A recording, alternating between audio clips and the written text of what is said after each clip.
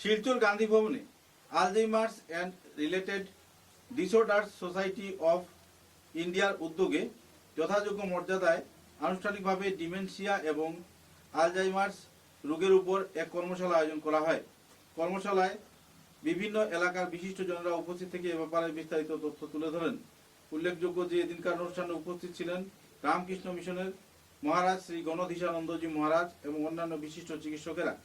এদিন তারা ডিমেনশিয়া এবং আলজাইমার্স রোগের বিভিন্ন দিক নিয়ে আলোচনা করেন এবং এ ব্যাপার থেকে নিষ্কৃতি পাওয়ার জন্য বিশেষ তথ্যও তুলে ধরেন তারা। উল্লেখযোগ্য যে এই কর্মশালাকে ঘিরে শিলচর শহরের প্রমুখ চিকিৎসকরা এবং অন্যান্য বিশিষ্টজনেরা উপস্থিত থেকে এই উভয় রোগের বিস্তারিত তথ্য তারা সংগ্রহ করেন এবং সাধারণ জীবনে যারা এইসব সমস্যা নিয়ে জর্জরিত তাদেরকে সঠিক পথে চলার নির্দেশও দেন তারা। সব মিলিয়ে এক আনন্দপূর্ণ অনুষ্ঠানে সম্পন্ন হয় এই অনুষ্ঠান। বরাক উপত্যকায় প্রথমবারের মতো এই অনুষ্ঠান আয়োজন করায় জনমনে খুশির উদ্বেগ দেখা গেছে। সব মিলিয়ে এক আনন্দপূর্ণ অনুষ্ঠানে সম্পন্ন হয় এই অনুষ্ঠান।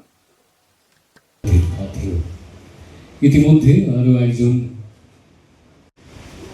চন্দ্রানী সিনহাকে অনুরোধ করব তাকে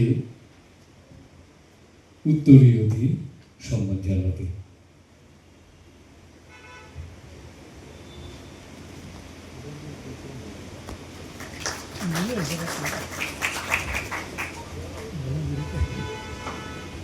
আমরা একটু আগে বলেছিলাম যে